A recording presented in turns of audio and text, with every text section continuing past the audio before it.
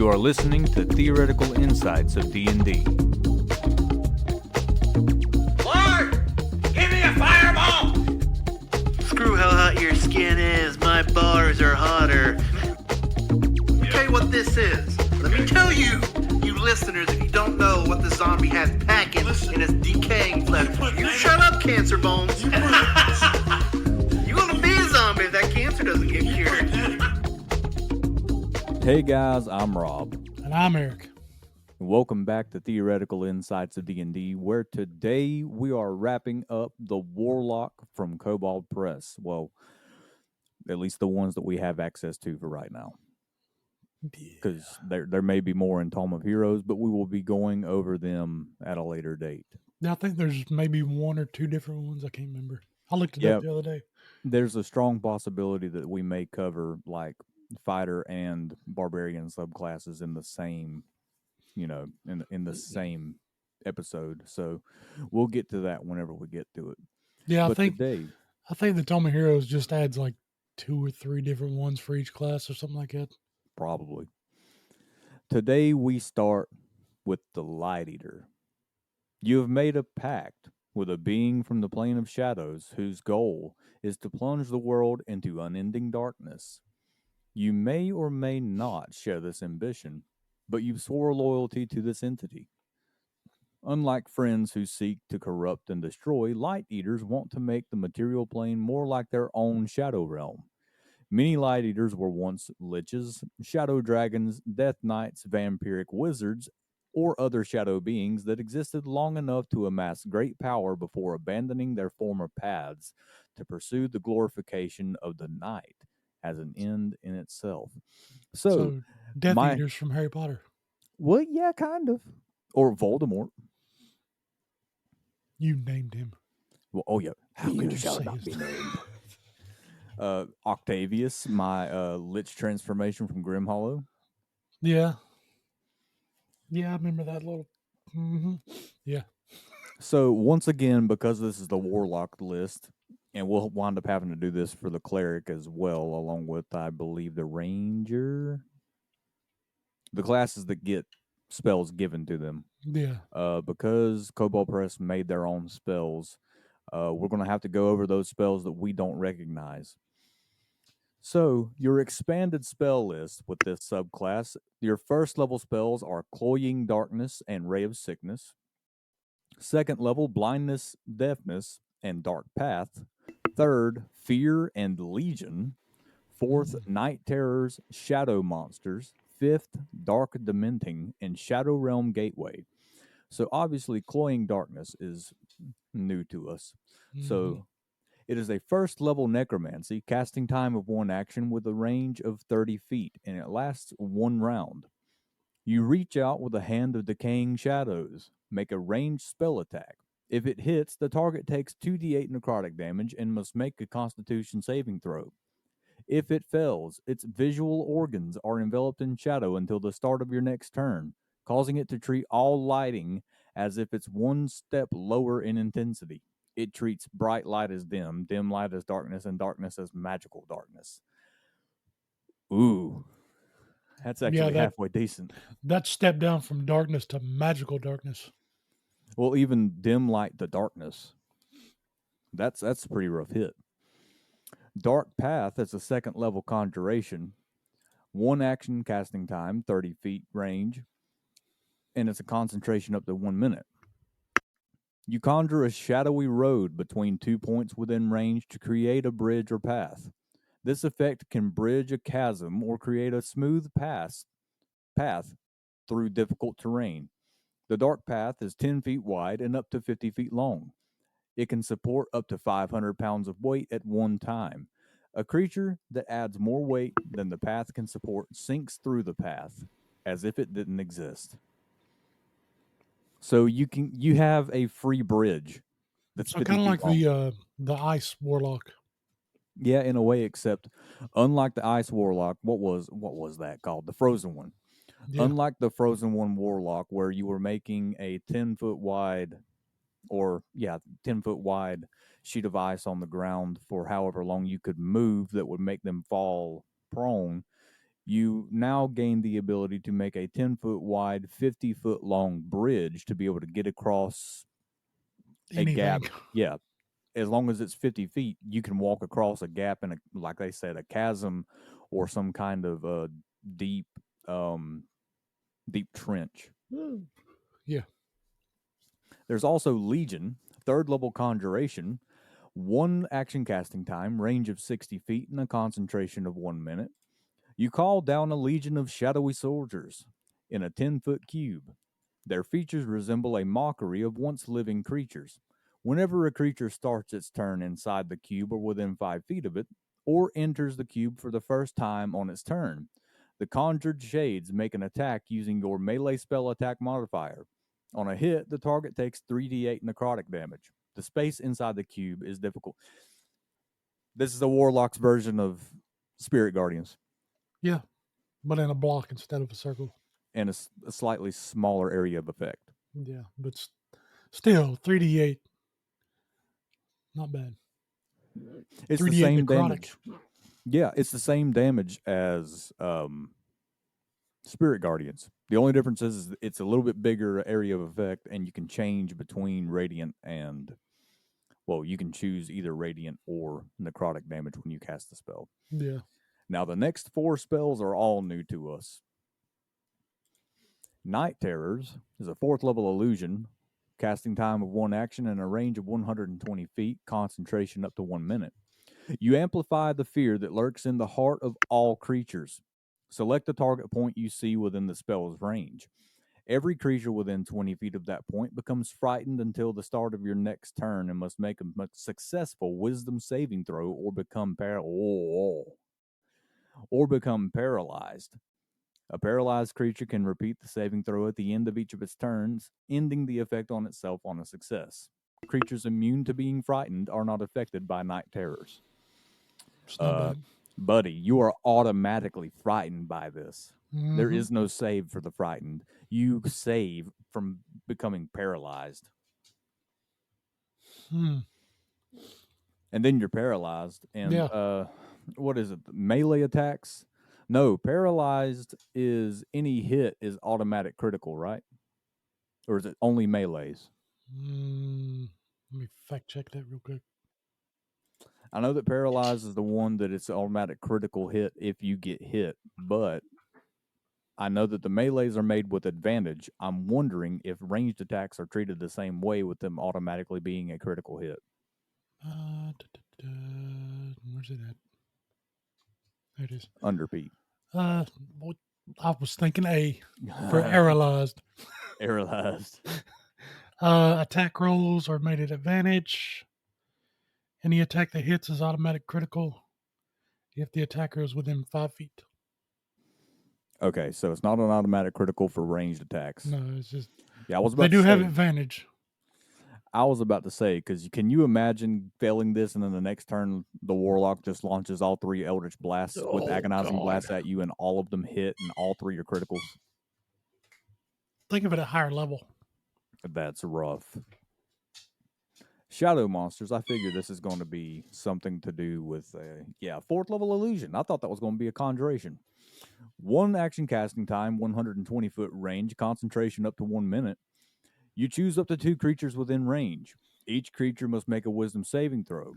On a failed save, the creature perceives its allies as hostile, shadowy monsters, and it must attack its nearest ally. An affected creature can repeat the saving throw at the end of each of its turns, ending the effect of it on itself on a success. Now, here's the deal. That is another form of That's just a charm, ain't it? Well, it's kind of like a charm, but here's the thing. Was it the Mad Crown or whatever? Yeah, it is? maddening crown or whatever it's called. Crown of Madness. Yeah, that's it. Yeah, Crown of Madness. It's a different kind of Crown of Madness, but this one's guaranteed to go after an ally because Crown of Madness is more along the lines of everybody you perceive as an enemy. Okay, here's Dark Dementing. Here's your Dementors. See, this is just Harry Potter. Yeah, 5th level illusion.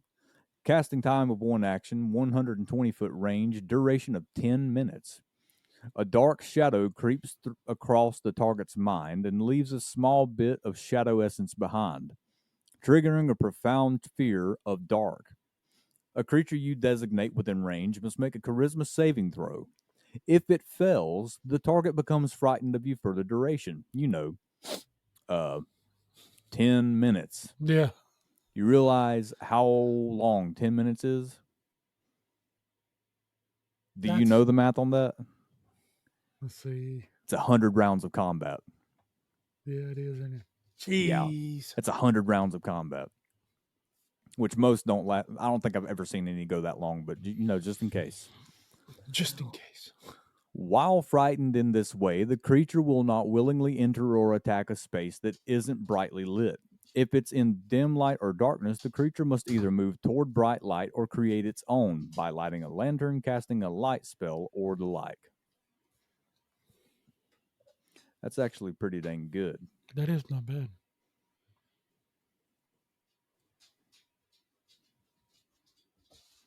Let's see here. Shadow Realm Gateway. I figure it's going to be one of those like a dimension door type thing. But yeah, let's see. planar travel. 5th level conjuration, 1 minute casting time, 30 feet range, concentration up to a minute. By drawing a circle of black chalk up to 15 feet in diameter and chanting for 1 minute, you open a portal directly to the Shadow Realm. Oh, that's worse than I thought. The portal fills the chalk circle and appears as a vortex of inky blackness. Nothing can be seen through it. An object or creature that passes through the portal instantly arrives safely in the Shadow Realm. The portal remains open for 1 minute or until you lose concentration on it, and it can be used to travel between the Shadow Realm and the chalk circle in both directions as many times as desired for the spell's duration. That's kind of rough. It can only be cast as a ritual, by the way. Yeah, but think about setting up a trap. Oh. Like in the middle of an alleyway, set this up and have your warlock sitting behind a trash can with the circle like 99.9% done. As soon as you run by, he draws just the tiniest little bit of the rest of the circle. And then the villain comes running through, drops down, and he erases that little bit. The whole time he's been sitting there going, and then here comes the goblin. Finish Fall it through the shadow portal. Finish it now. Oh, at first level, you gain darkness calls. These spells, I swear, before I lose my train of thought on those, the spells are building these classes. You realize we're going to have to start a series on going through some of the Kobold Press spells, right? Because these spells are crazy. I figured we'd have to do that. Some of these spells are insane. Starting at which even, more worries me about the modules for Kobold Press, because if this is the spells that they're giving them, can you imagine the craziness that you're going to have to face in these modules? Yeah, We'll just start a whole new monster list with Kobold Press stuff. Eventually, we're probably going to have to. We're going to have to. Well, I don't know. The monster list stuff we do has all that in it. Well, yeah, kind of, but I don't know. Most of that in the bestiary.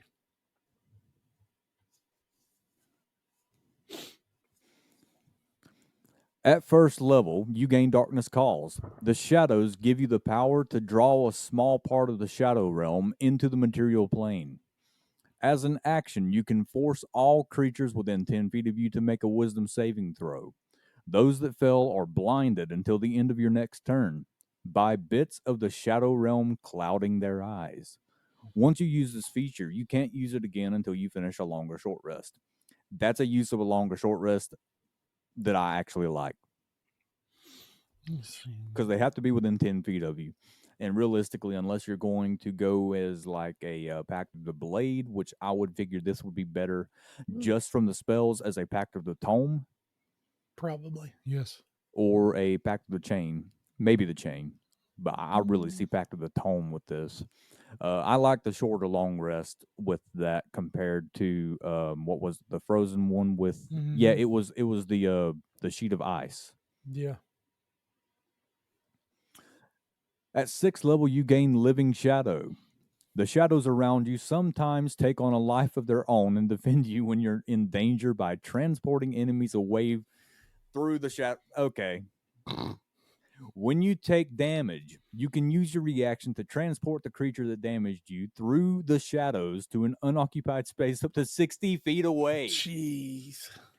The affected creature must succeed on a wisdom saving throw against your spell save DC or take 2d6 cold damage and become frightened of you until the end of its next turn. And that's once per short or long rest. Once again, I like the once per short or long rest because that's dumb. Yeah, imagine if that was based on proficiency. Dude, you as a reaction, you double Misty Step them away and deal 2d6 cold damage and frighten them if they failed the spell save DC. But the teleportation is Automatic. there. It's automatic. There is no save. That's insane. Okay. At 10th level, you gain Unshakable. Your patron fortifies your mind against fear, letting you shake off even the worst of its effects. You gain immunity to fear-based effects and to the frightened condition. Anytime an enemy uses an effect that would cause fear in you, you can use your reaction to redirect it back at that creature. Jeez. Unless the creature makes a successful wisdom saving throw, it becomes frightened of you for 1 minute. A frightened creature repeats the saving throw every time it takes damage, ending the effect on itself with a success. Anytime somebody tries to make you fearful, you just send it right back at them. Yeah, that's not a based on proficiency or long rest, short rest. That's just. And they worded it so wrong. Listen to this. Your patron fortifies your mind against fear, letting you shake off even the worst of its effects. Now all I can think of, because the player's gonna play. Shake it off. Oh God! Now I've got a warlock in my mind wearing This all is pink. Taylor Swift. This is Taylor Swift as a warlock. Please no. Oh, starting the era tour early, are we? At 14th level, you gain Call from Shadow. You can use an action to summon a shadow. Oh. You remember the shadow horror we talked about? Yeah. You can summon one. At level 14. Which appears in an unoccupied space within 30 feet. The shadow horror uses oh, never mind. This is dumb. Uses the statistics of a Chull. But it also understands 4. Well, I mean, still. Up to but it also understands 143 health. What? Yep. 93 hit points are 11d10 plus 33. 93 challenge rating health. 4. That's dumb. That's dumb. Then again, at 14th level, that's probably all you're going to have as a warlock if you have horrible rolls. Jeez. Oh, you get to roll initiative for this summon creature because it has its own turns. The shadow horror is friendly to you and obeys your verbal commands. It remains for up to 1 hour or until it's reduced to 0 hit points. While present, it obeys simple verbal commands from you. If you give it no commands, it defends itself. You must maintain concentration on the shadow horror as if concentrating on a spell. If your concentration is broken, the creature vanishes. That's once per long or short rest. That should be once per long rest, because that could be ridiculous. Here's the thing. If you try to cast Hunger of Hadar, yeah, creature goes poof. Yeah, that is true, because it's concentration. So there is no concentrating on any other spells. This is a concentration spell. That is true. So at least there's that. And because it is considered concentration, if you take damage and you take enough of it, your concentration can be broken. Yeah. So the once per short rest, I get. Yeah, I can see that. Now, the pact boons of this, with Pact of the Chain, your familiar can take the hide action whenever it's in dim light or darkness. That's similar to the Hunter in Darkness, isn't it? I think they could take the hide action. I think so. It has disadvantage on attack rolls and perception checks while in bright light, and the same penalties apply to you when you're using its sense or casting spells. Okay, I don't like that. Pact of the Chain is not the way to go with this. Pact of the Blade. The Light Eater grants a blade made of unearthly, shadowy material that is nearly invisible in dim light or darkness. Each time you create it, you can choose whether it does its standard damage type or necrotic damage. And with Pact of the Tome, your book is literally a book of shadows. Shadowy vapor drips from it whenever it is opened or held, and it weighs nothing. I mean, realistically, with everything else that this class has got going for it, Pact of the Tome is probably going to be the better pick, in my mind, anyway. Probably. Oh, and the Pact of the Chain on the Hunter is the familiar is a hunting hound made of shadow. Oh, yeah. I remember that now because that's what Raven is. Mm-hmm. Joy. Wonder which class she's going to level. I don't know. Next, we have the Old Wood.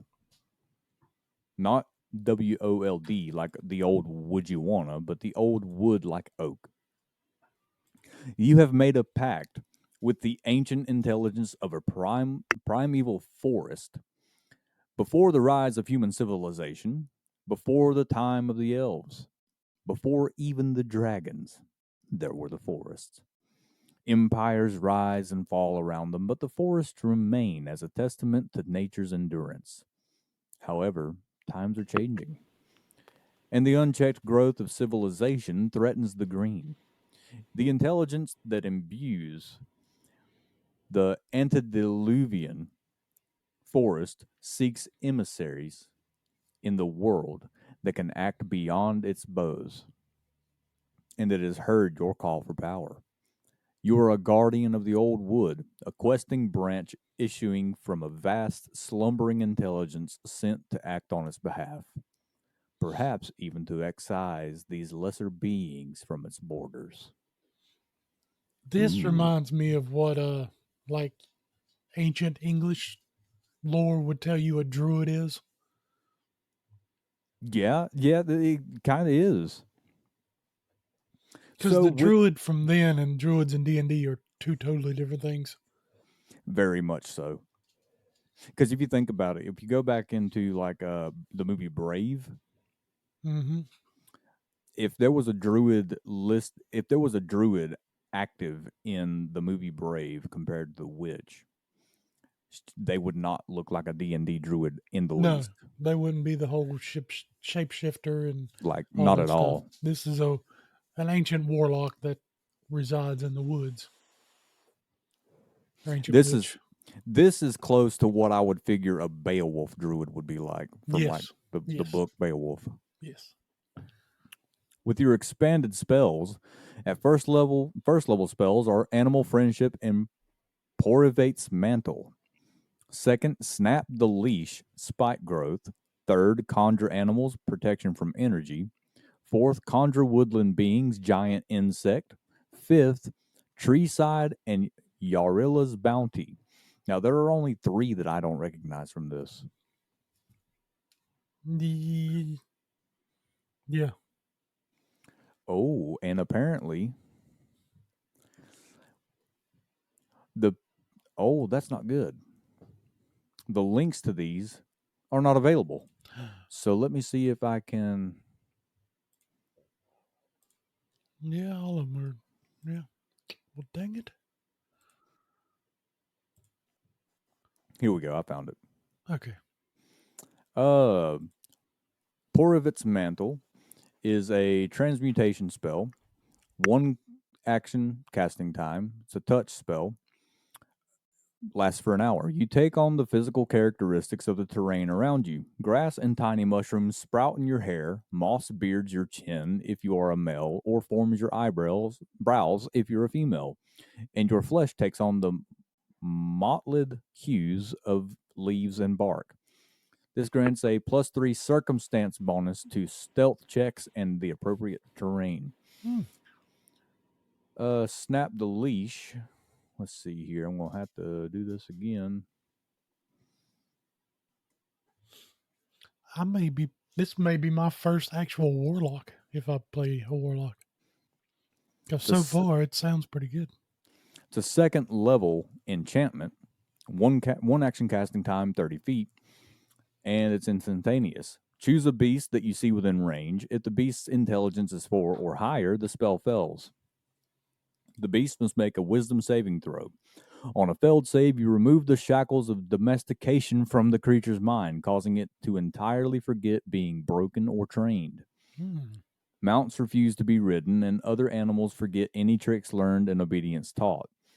Other memories are not affected, so creatures might remain drawn to those who have treated them kindly and aggressive towards who have harmed them. The animal can be domesticated again, but the trainer must start from scratch. The spell is partly effective against animal companions, familiars, and paladin mounts. Although the spell removes any tricks such creatures know, the bond between creature and master is otherwise unaffected, so aka useless. Unless you see your enemy on a horse cast the spell and then they get bucked off. Yeah, it was like you got to sneak into a castle or something. You cast that on a guard's horse, creates a big distraction. Boom, you're in. You realize this is just to sow chaos, right? Yes. It's not like actually useful. Yes, and I like it. This will be my next warlock. So Formir's going to take a break, and his long lost cousin Fromir.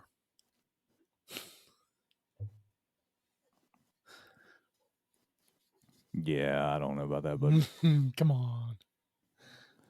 You know you need a little chaos in your campaign. Trying to find where I can read this subclass or this spell at. Urila's bounty.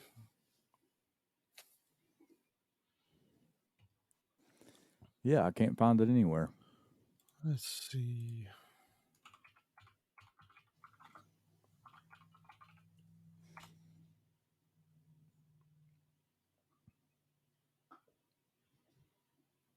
Okay, I think I've found it.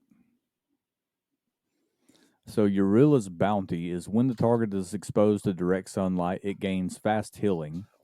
The target need only to be exposed to direct sunlight for 10 minutes to be provided with a day's normal nourishment, and any fatigued and exhausted conditions are removed.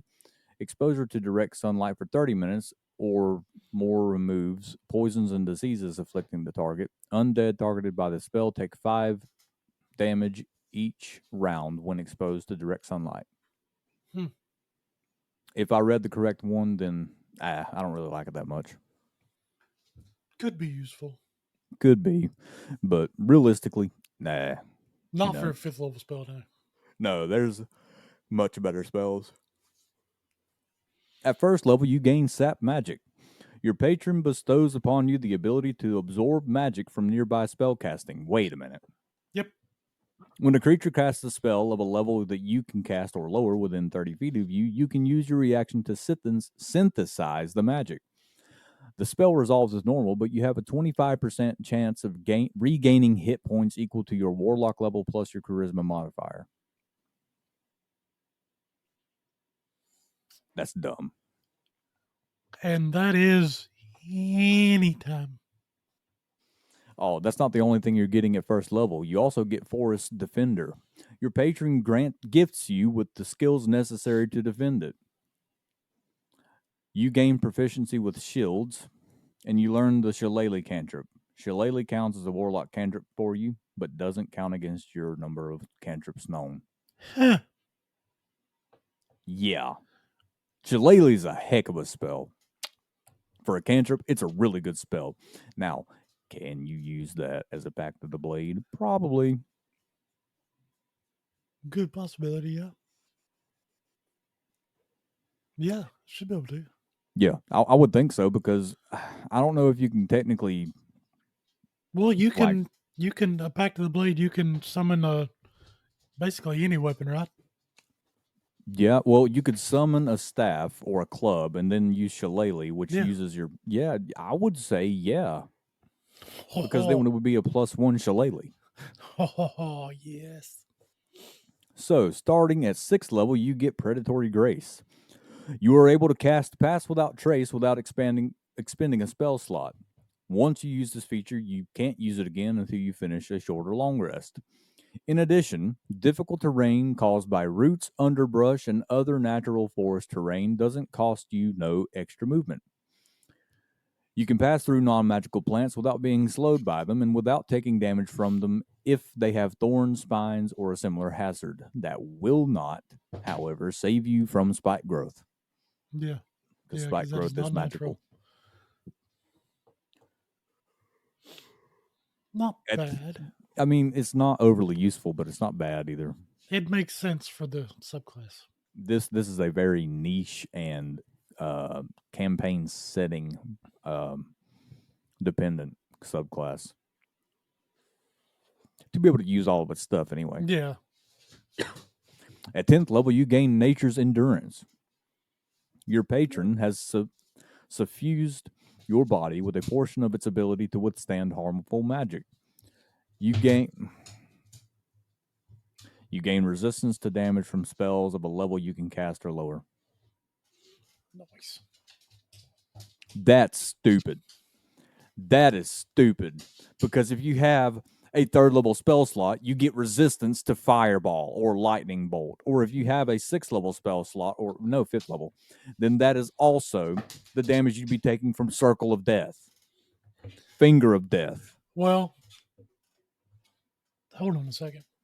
You could either rule it as any spell you can cast, or just spells you have in your available to you at the moment. Well, even as it's written, it is you gain resistance to damage from spells of a level you can cast or lower. So if you have access to 3rd level spells, Chromatic Orb, Yeah, but all the stuff. I know you can change it to where it's not. It could be ruled either way by how it's written. No, I don't know if I'd rule it any other way because this is really the only thing this thing has going for it. No.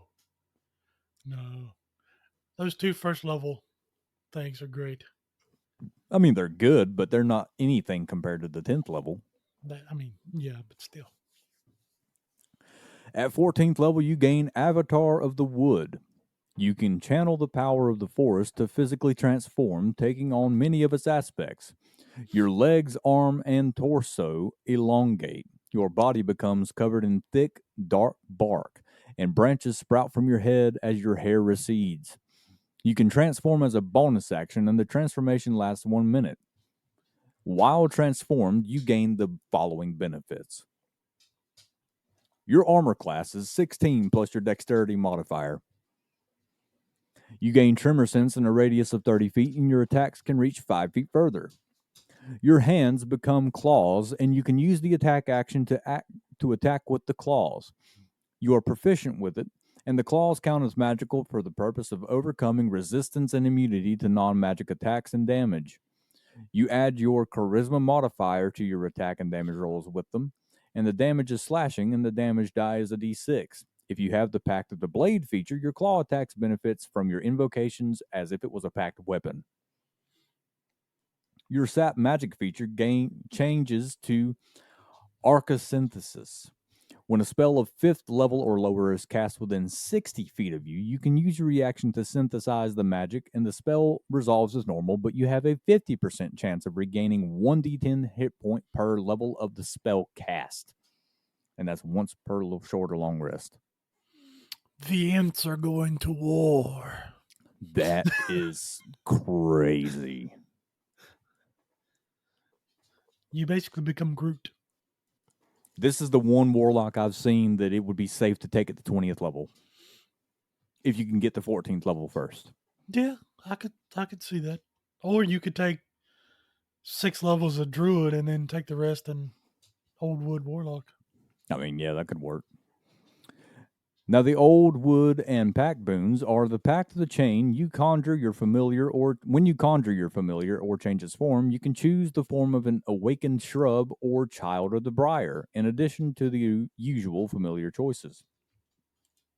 Pact of the Blade The blade of the old wood is a weapon made of wood and thorns and grows out of your palm. You can cast Shillelagh. When you cast Shillelagh, your packed blade is affected by the spell regardless of the form your packed blade takes. Yep, There it we is. go. That's the one to go with. And back of the tome, the old wood grows a tome for you. The tome's cover is hardened bark from the forest native trees, and its pages are leaves, whose color changes with the seasons. If you want to add a new spell to your book, you must first plant it in the ground.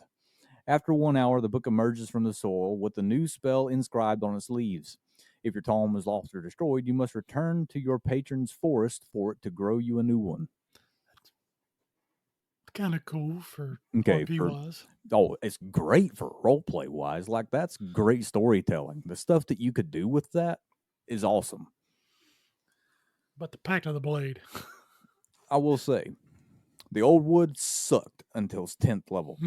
10th level on, I don't want to see one. I don't want to see one. I'd like to play one. Wouldn't want to see one. This is going to be Formir's long lost brother. Moving on, we now have the Sybil. You have made a pact with the Sybil, a divine being associated with prophecy, knowledge, and fate. Your patron guides you through your visions, portents, and periods of ecstatic clarity to act on its behalf and to further its stratagems. Helldivers 2. Your relationship to your patron is different from that of its clergy. You are not asked for faith, worship, or adulation.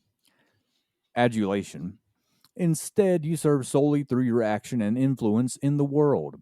Because of that, you might have a strained relationship with the deity's most dedicated priests and other zealots. Imagine in the middle of a fight, you have your warlock stand up and do some Dance Dance Revolution to call down a spell. Like Helldivers.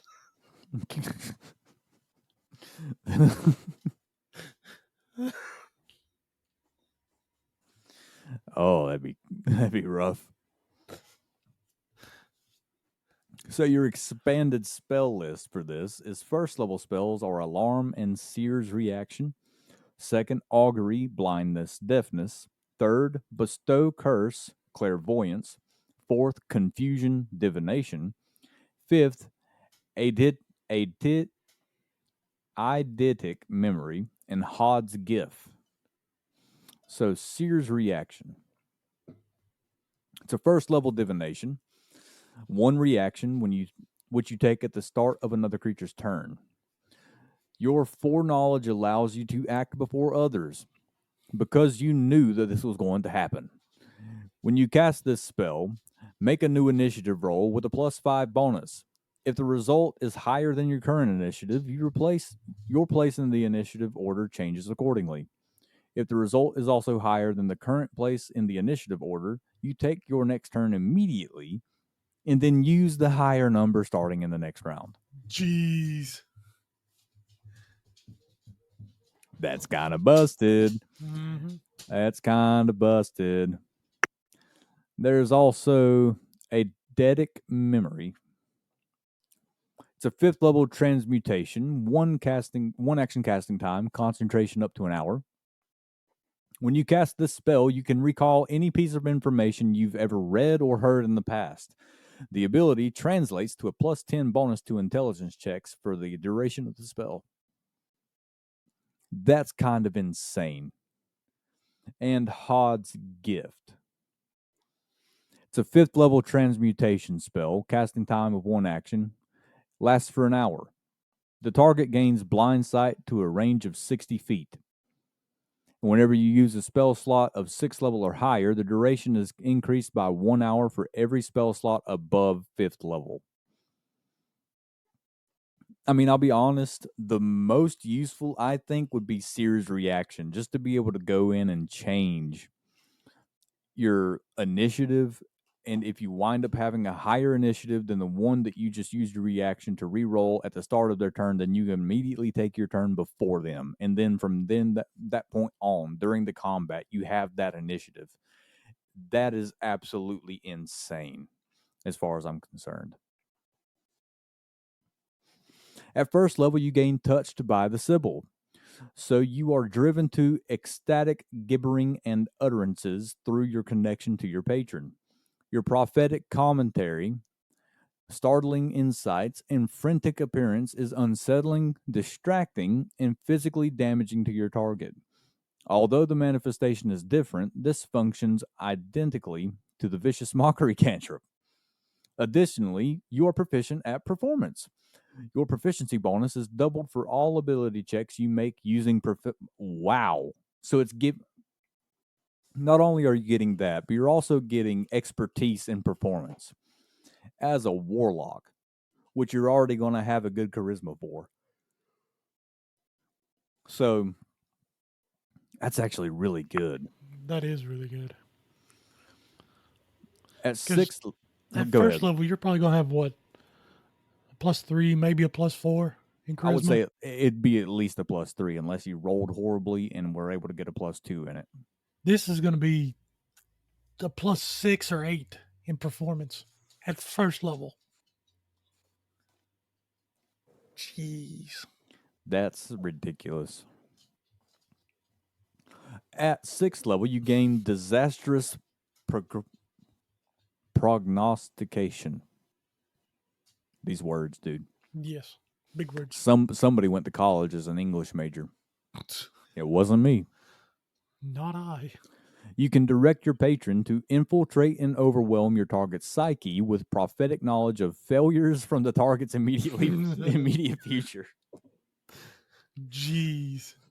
You will not make this putt, you jackass. Did you hear they're going to do a number 2 for that? Dude, no. I did not Yes. hear that. Oh, I hope that dude comes back. What, Shooter McGavin? No, you will not make Oh, this yeah, putt. yeah. Oh, I don't know about him. Bro, he was like the third best part of that movie. That is, yeah. Jeez. As an action, target a creature that can see and hear you within 60 feet. It must make a successful charisma saving throw or be stunned until the end of your next turn. You can only use it once per short or long rest. That's kind of insane. Yeah. You just reach out to your patron and be like, by the way, you're going to fail your math test. Lord, tell him how he shall fail. In about 5 minutes, you get dumped by your girlfriend.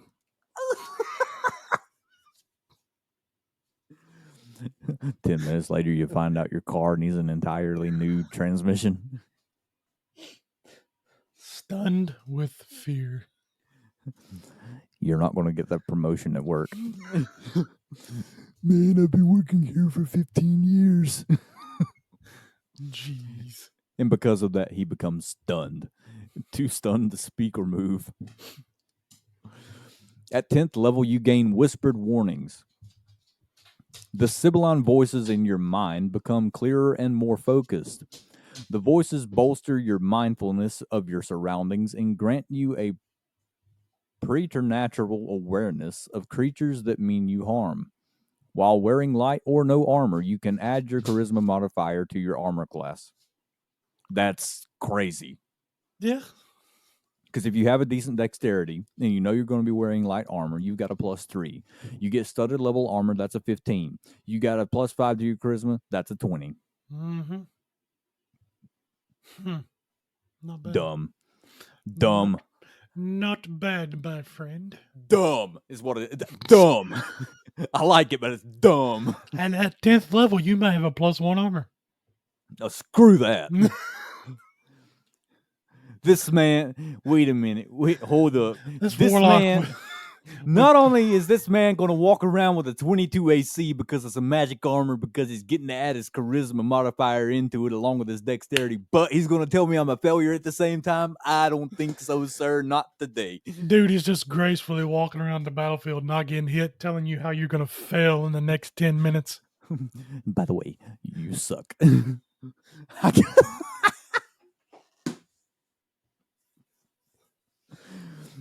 Just walks around impersonating Donald Trump during a debate.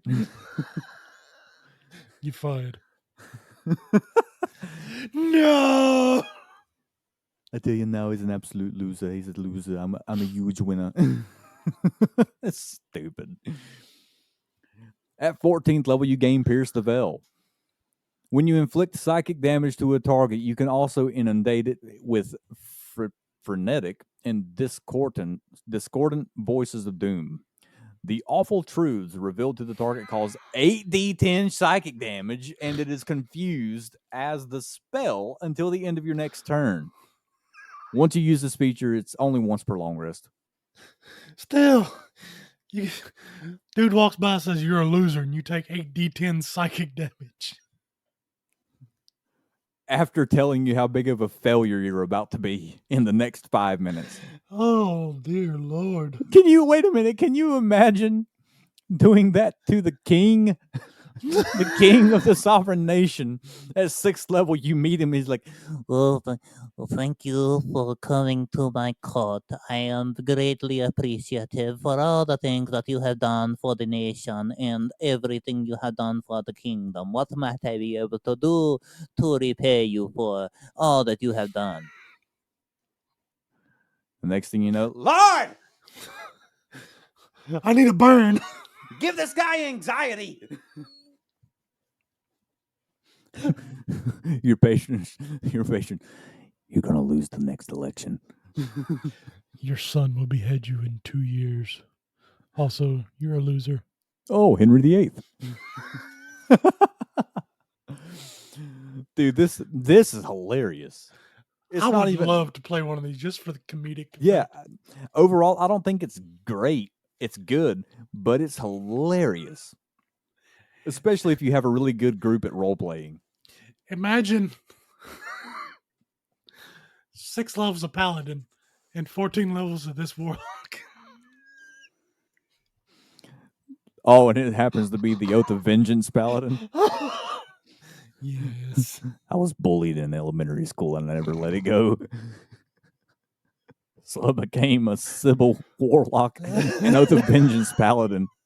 So now I tell everybody how much of a failure they're about to be and that they suck. Walks up to a guy, your son will never go to college.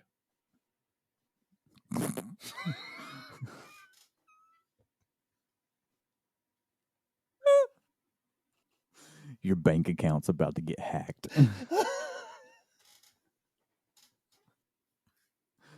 Your daughter's going to wind up selling pictures of her feet on the internet for $5 a piece. Oh, no! Dude, this is ridiculous. Your packed boons. The pact of the blade, your weapon is unusually, but not always, the weapon favored by your patron. When you create or summon your pact weapon, you can choose whether it does its standard damage or psychic damage. Pact of the chain, you can do a giant moth. And with Pact of the Tome, your tome is an illuminated manuscript with depictions of ancestral prophets foretelling events to come. As your adventuring career progresses, new illuminations appear on the book's pages, displaying your notable actions in the service of your patron. While this book is on your person, your passive perception score is increased by 1 when being matched against enemy stealth check results. Pact of the Tome is the way to go. Yeah. Although that psychic damage could be useful. This is that subclass, right? The Sybil? Mm-hmm. I kind of want to play it just to... That's only because you know that I can come up with some disturbing stuff to say. Just to mess with people. Like somebody in the party pisses you off. You're just like, Lord, tell them their sword's going to break in 10 minutes. I just bought it. Tell the barbarian they're weak. Oof. Oh, and finally, there's the Great Machine. The world seems chaotic, but not all worlds are. There are infinite planes of precisely moving parts, gears whose movement is counted in the lifetime of suns in the material world. There are beings of pure rational law, Your patron is such a being of cold precision, to a degree beyond mortal measure, logical and deliberate, but utterly incomprehensible. It might be a denizen of the plane of rusty gears, or it might have arisen out of the clockwork magic of the material plane.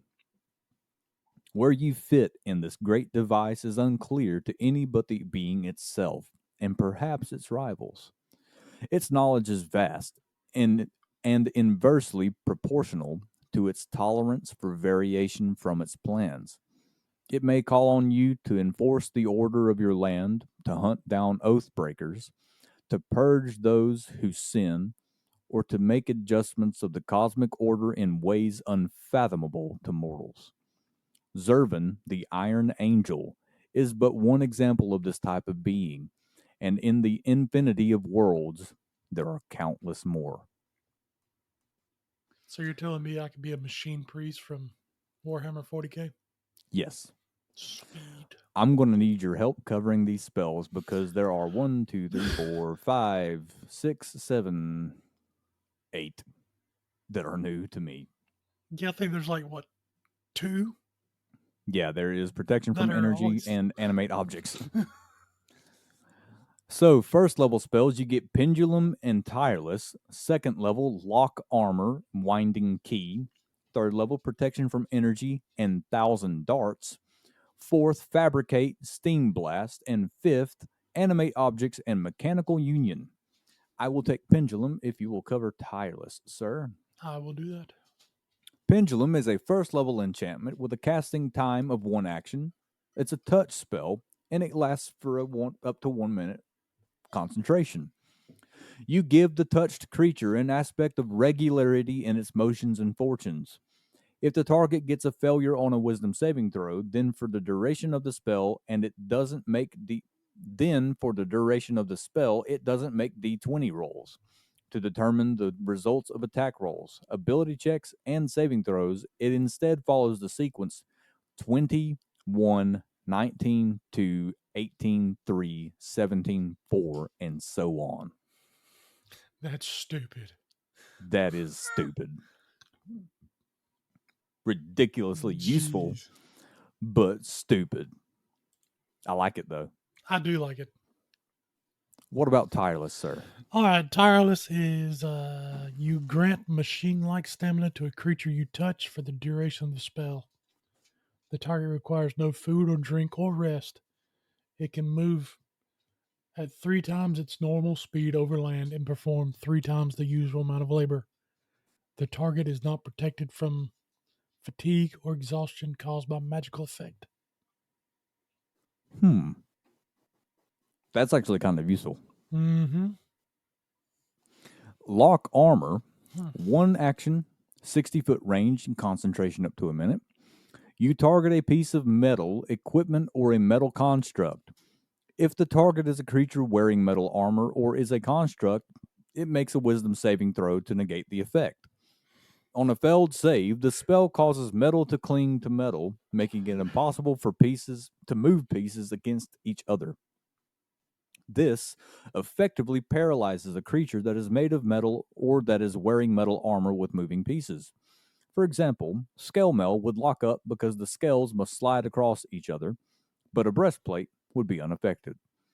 Limited movement might still be possible, depending on how extensive the armor is, and speech is usually not affected.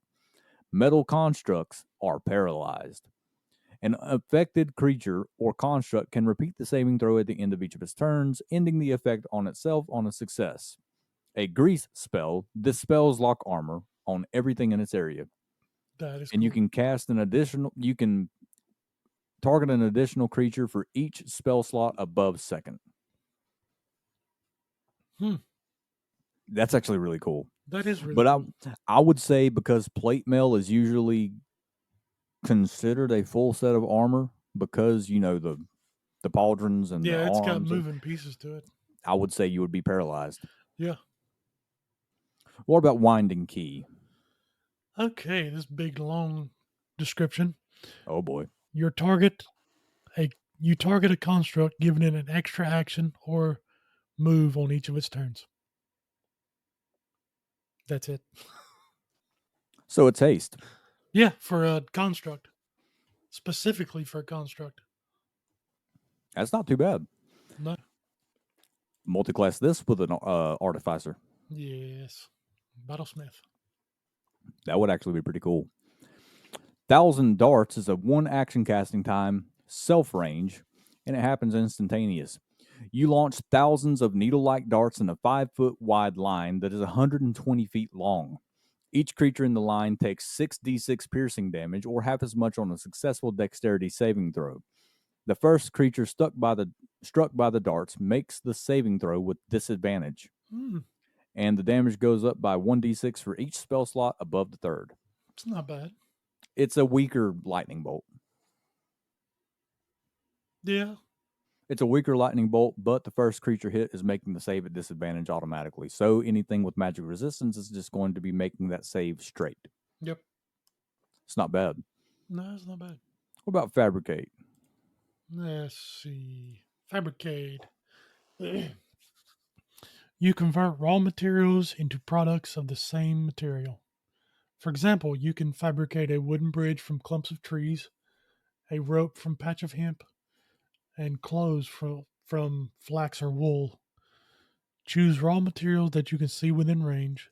You can fabricate a large or smaller object contained within a 10-foot cube or 8 connected 5-foot cubes.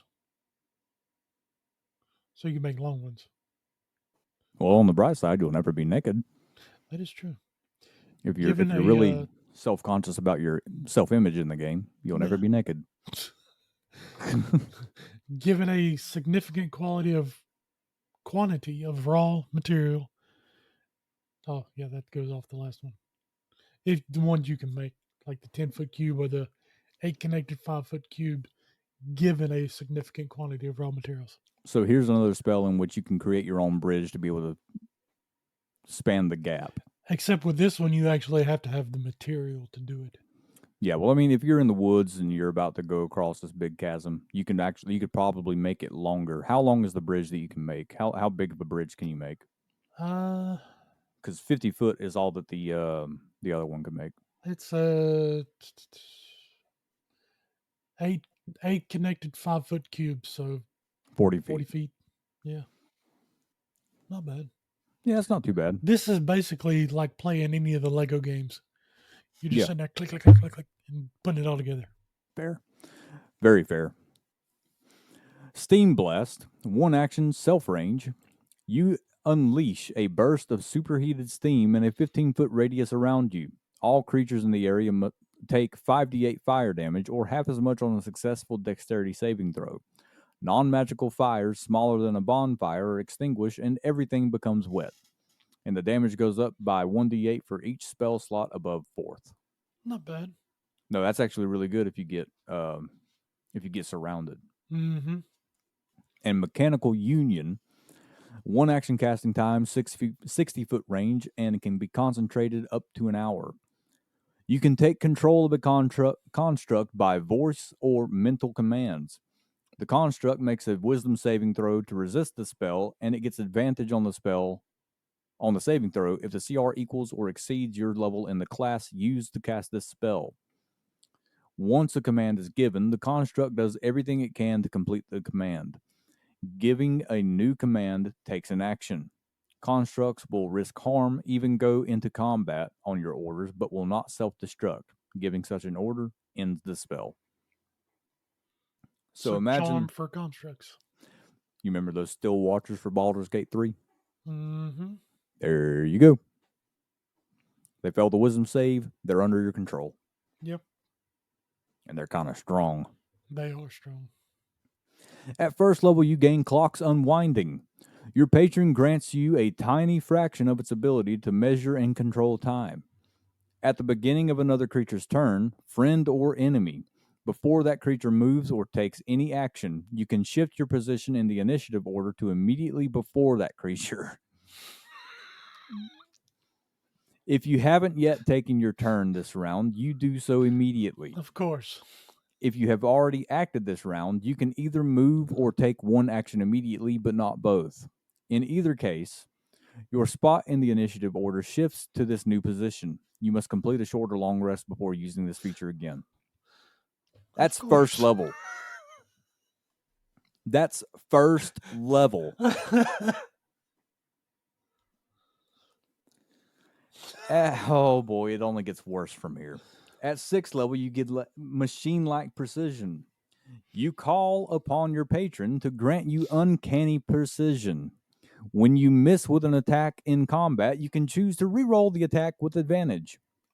And that's once per short or long rest. So by 6th level, you move yourself up, go ahead and take your turn because you haven't acted yet, and then the next thing you know, you miss, reroll it with advantage. So the rogue rolls a 32 for initiative. I want to be right behind the rogue. Yeah, so the rogue rolls a 32 for initiative, and the next creature rolls a 21. You roll a 3. You roll a 21 as well, but they have a higher dexterity modifier. Yeah. So, oh, wait a minute. It doesn't matter. You can shift your position to the initiative order to immediately before that creature. Yeah. It doesn't matter what you roll. You just move wherever you want. Yeah. Dude, that sets up for wombo combos. Yes, it does. For your, like, warrior and wizard, or warrior and sorcerer, or warrior and druid double spells back to back. That's And then dumb. if the rogue gets it down to like almost dead, and you attack, miss. Oh wait, I'm gonna attack again with advantage. Oof. Jeez. That's so stupid.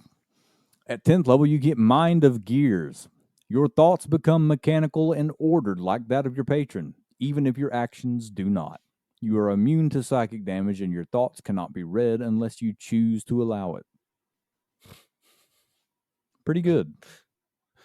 Why not? It's pretty good. That It's is not pretty as good. broken as the first two things. Oh my god. That is true, but still. Crushing Gears at 14th level. The mortal mind is not meant to understand the vast complexity of machine intelligences. Starting at 14th level, you can, as an action, designate a creature you see within 60 feet of you. It must make a charisma saving throw against your warlock spell save DC. If it fails, it experiences a taste of your patron's mind and its place in the great plane of the multiverse. The creature takes 10d10 psychic damage and must make another charisma saving throw. If the second saving throw fails, the creature is also stunned for 1 minute as it reels from the experience. After using this feature, you must complete a short or long rest before using it again, because you should definitely be able to get that every hour. So we got one that's telling you you're a loser, and another one showing you the vast whatever of the Complexity of universe. something. This one's awesome, but it's also dumb. Jeez. It's so insane. So your pact boons, Pact of the Chain, the great machine grants a clockwork familiar instead of a familiar of the normal kind.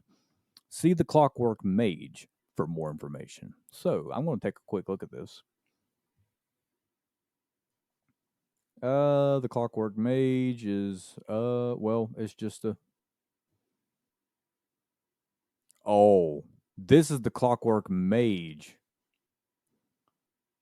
from the Wizard. This is a Wizard subclass. So under Clockwork Familiars, Clockwork Mages who use the spell Find Familiars substitute a small clockwork device in the form of an animal worth 10 gold pieces for the spell's usual material components. It must resemble one of the allowable animals listed in the spell. When the ritual is complete, the clockwork animates. It has the statistics of the chosen form, but it's a construct. The familiar's form can be changed by rebuilding the clockwork device in the new form and casting Find Familiar again. If the familiar is destroyed, it can be rebuilt with the same components if they're recovered. Otherwise, 10 gold must be spent on replacement parts. Not bad.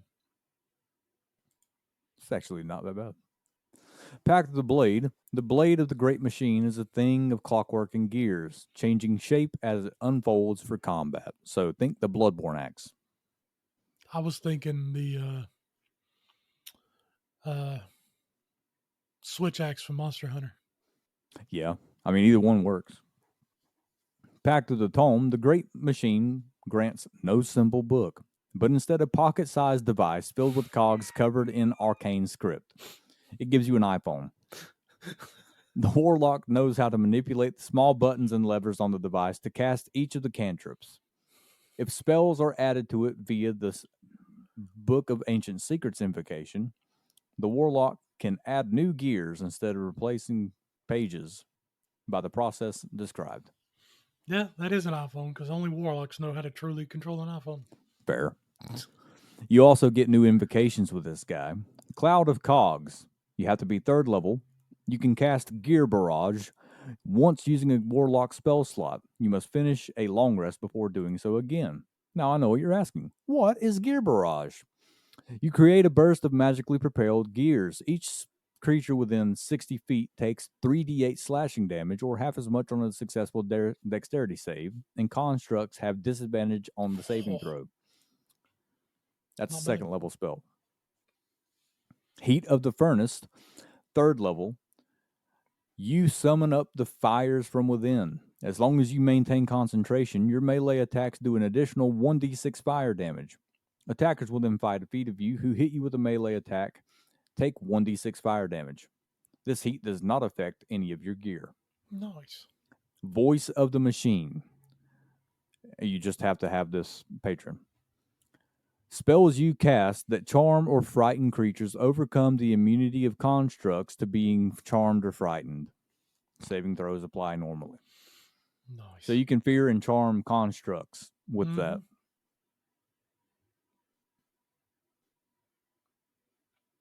I like it.